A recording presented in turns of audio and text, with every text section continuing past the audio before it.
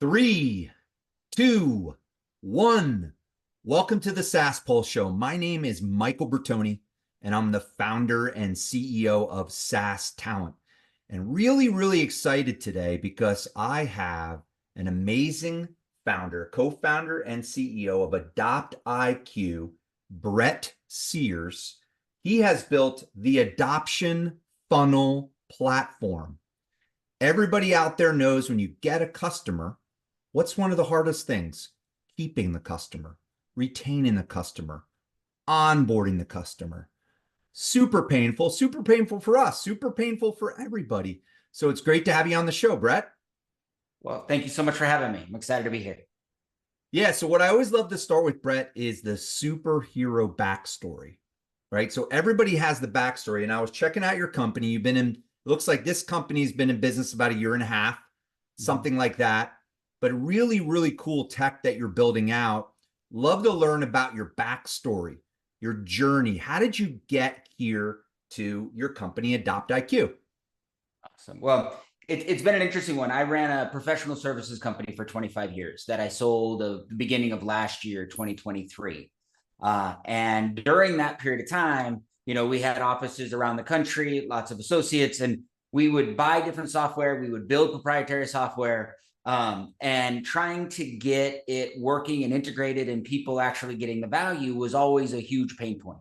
Definitely. And so we, on our proprietary stuff, we said, okay, we're going to solve it. Let's start putting videos directly in the app and see if we can get people to watch it. And in 90 days, our productivity doubled and our revenue tripled. And it was all of a sudden wait a second. People are like, why? And they're like, we can actually pay attention to what to do when we need to do it. I don't need to call anyone. I don't need to sound stupid by asking the question over and over again. And so there was a period of time where I'm like, okay, I've done this for a long enough period of time. Let me sell that and let's go see if we can actually solve this larger problem in B2B SaaS. And so we actually started the company. The name of the company originally was Training Layers, because it was about applying layers of training on top of the software. We found out over a period of time that, in a weird sentence, that training users feels like a luxury to the buyers, to the stakeholders in B2B SaaS. They want their users to adopt it. Training is sort of a long-term plan, but adoption is the short-term. And so we made a pivot to AdoptIQ to really help companies help their users be smart about adoption. No, I love it. I mean, everybody understands the pain points of bringing in a customer, onboarding, having success. And I'd love to kind of dive into it a little bit here and understand it, because what's really cool about your company, Bret, so many startups I'm talking to, for people listening right now, you have a company, you have a services company, you're an entrepreneur, you're solving pain points, and the idea of, hey, I could build software. That's what you did. And so I'm hearing so many companies do this, and it's really awesome. But in terms of the product, so let's dive in a little bit. What's the elevator pitch and value proposition? So essentially the elevator pitch is there's a breakdown in B2B SaaS right now where people think of it as a transactional model, right? For where the funnel, there's so much resource to the top of the funnel from sales and marketing. But the moment that little dollar comes out the bottom, the expectation is, oh, that's awesome. That's instantly going to turn into recurring revenue. And it just doesn't. Right. And so what we need to think about the post-close with the same level of sophistication as people do about the sales funnel. From onboarding to engagement to expansion, there's got to be KPIs, levels, movements, and a way to move and gauge each level of that. Because at the end of the day, recurring revenue requires recurring value. And that's got to be tested, measured, enhanced, and then focused on outcomes. And I love to talk about ICP, ideal client profile, because for anybody listening to this, let's try to get some referrals to Bret, right? Let's try to help them. So in terms of your ICP, because I mean, I have this problem, Bret. I mean, a lot of companies have this problem. So who's your ICP and who do you really want to sell to? So we focus specifically, I call it on the post-close partnership between customer success and the product team. And customer success sort of gets broken down into the onboarding, the support, and the success. They all sort of fall under that. We're going to help the user at a very different phase of the journey, but we need them to understand and get to value faster. And then the product team is designed to actually tell the story. So we work with two of them. We'll usually talk with the product team, and then they'll bring in the customer success, or we'll talk with the customer success and they'll bring in the product, because it's sort of that dynamic duo. I love it. So are you working with SaaS and tech companies? So is that Yeah, your, that's what we specifically work with. got it. Got it. Didn't really realize that. That's even more amazing, Brett. I can give you tons of referrals, right? So that's all we work with. Looks like, sounds like we both have the same ICP. Did we just become best friends? I think we might have. So we have the same ICP. That's great. So let's get into it in terms of what's the competition look like? So I'm not super familiar. What's the competition look like out there, and what's your differentiation? There's sort of two ways to think about our competition, right? So we think about phase one is the data analytics. What is the user doing? And so there are a lot of tracking softwares. There's Mixpanel and Panel. There's companies that are focused on tracking the user journey. The challenge for us is we realize that their job is to basically provide data without a point of view. Because we specialize and we focus on this adoption premise, we understand the roles of onboarding and what needs to be done. We can take that data and provide a point of view. The same thing for engagement and each of the different roles. And so you can think about a role-based dynamic dashboard where each of the players actually can see what their accounts and users under the accounts are doing, and are there problems? How can they identify it faster? Then the second phase is, how do you actually enhance and modify behavior? And so we had a layer on top of the platform, and the ability for not just the product team, but all of them to be able to deploy content directly in the app, personalized, so they could have micro videos or how-tos directly where the point of needs are, so that we can reduce tickets and stuff like that, because users actually can know, hey, here's what I need to do, and they can be in charge of their own training. And so there are onboarding companies that, do great jobs of introducing features. But it's sort of like me telling you, hey, here's a great book, right? That great book's fantastic. You know what it's not? It's not the book. What we actually need is, here's how to do it to apply the change. And so we think that we can solve not only the data with a perspective, but then a willing to deploy content to be able to change and modify user behavior. So what I'm hearing, which is amazing. So I sold this piece of software years ago called Jive, right? So you have a process, right? There's the ability to collaborate, and then there's the ability to put content in. So you have this like process, like, hey, you just brought the customer on 30 days. Okay, there's probably like onboarding. Okay, let's collaborate. Let's help the customer. Let's get content in here, right? And then it's saved, right? It's like, I actually think I want to see a demo. You might have a customer today in SaaS Talent. No, because we have this challenge. We have this challenge. But let's get into that. That's actually a great segue, because the challenges, right? So you've been doing it for a year and a half. It sounds like you got a product. It sounds like you're going to market. It sounds like you're selling this thing. Maybe you were selling it when you were a services company. But what have been the biggest challenges that you've seen with your B2B SaaS? What are the top two or three, and how did you overcome them? It's an awesome question. And it's funny, being in professional services for so long, the product, right? We did 401k distribution and stuff like that. The product was baked, but I would attract new associates and have people, and they could be relatively clueless, but they could make a transaction pretty quickly because they weren't baked, but the product was. In B2B SaaS, the product's never done. But the expectation, especially for founders and the C-suites, like the expectation is you're on point. You know what KPIs are, you know what your numbers are, you know what those are. The moment you get into a conversation with somebody who's been around, if you can't speak the language, credibility's instantly decreased, whether it's right or wrong. Right. And so I had to spend the last year studying to make sure that I could go in, I could be smart, understand business, but I had to be able to make sure that I could answer the right questions in the way that the people hearing it could process it. And that was just, grit and willingness to sound stupid. Have the conversations multiple times and just get better. And so that's the biggest, like one of the biggest challenges with that. The second one is I am a non-technical founder. So I've got an amazing co-founder, my CTO, but this is the first time in my professional life where I feel like I have influence, but very little control over a significant portion of my business, which is the product. Got it. And so how do you apply how do you create influence without like being able to jump in and code? Like if there's a problem, I can send all the Slack notifications I want. I can't jump in and fix it. And Right. so that's been an interesting challenge. I haven't quite fully solved that one yet, but we just keep working on it. Yeah, I mean, at the end of the day, you got to have your go-to guy, which is probably your partner, and then you have people. And yeah, that's always hard. You're like, this is broken, like, and it doesn't get fixed as fast as you want, right? You're like, fix it now. And it's like, okay, we can't fix it now, Bret. Sorry.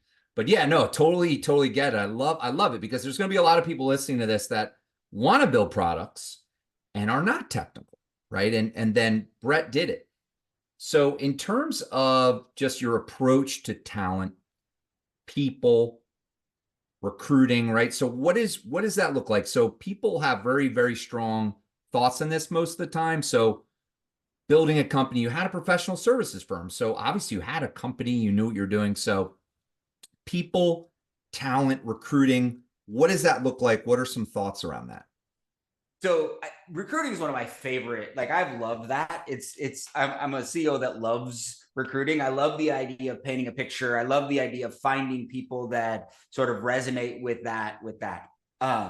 It's hard, and it's easier and harder in today's world because you have to pick again particular talents. And so what we've been able to do is we have a large outsource. We have a large team in Argentina, some in India. We've got some in the States here. And so what I've done is met folks like you that have cultivated and developed relationships to where they know and sort of here's how I prioritize, here's how we communicate, here's where it is. And then every time I'm out, every conversation, every lunch, every dinner, everything, I'm like, hey, if you run across the person who, and I'll paint a picture. If we want a sales or a marketing or a developer or an AI or whatever it is, I'll build that little avatar and I'm pitching everyone all the time for their best talent. I'm like, even if we don't, I want to operate like the NFL, right? In the draft. I'm like, even if we don't need the player, we're going to take the best available. We've had people that have joined our team that we had to find a place for because they were so good that we're like, we're not going to let you go. We're going to put you, you're going to do these 2 jobs for a little while.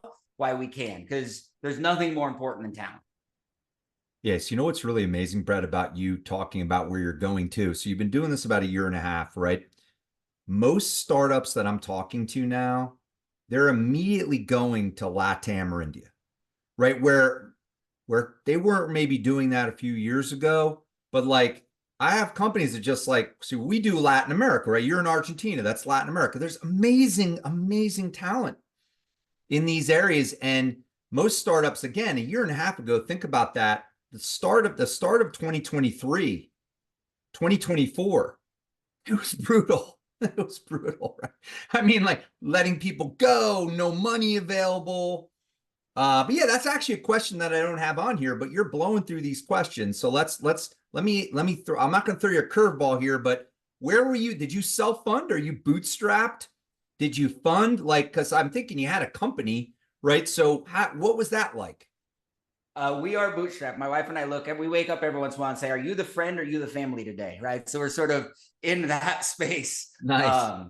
And so it's one of those that if this was 2 years ago, we would have been fully venture, we would have taken the full venture path. I think it's sort of one of those, it's a weird time. And so we said, we're going to go as long and as hard and as fast as we can to get to a place where it makes sense. And if we end up doing that, we might, so it sort of depends upon, what the process holds. But right now we are fully bootstrapped.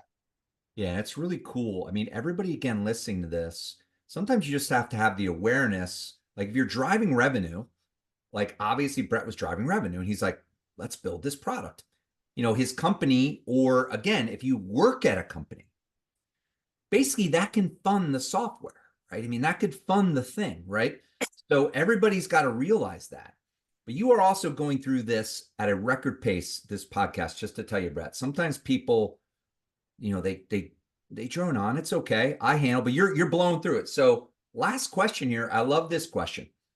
2 or 3 biggest piece of advice that you would give people listening to this right now, startup founders, what are those two or three biggest pieces of advice that you would give an early or growth stage SaaS?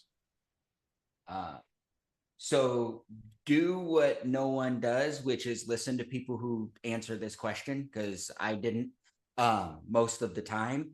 It will take twice the time and twice the money. Just know that. And if you think that you play the game and you're like, oh, I'm going to like, just, you got to know that if I've been an entrepreneur, I've run businesses for 27 years, right? I haven't had a paycheck in almost my entire life. Like that, there's an energy that comes with that. I love it. I'm having more fun today than I've ever had. And it's hard.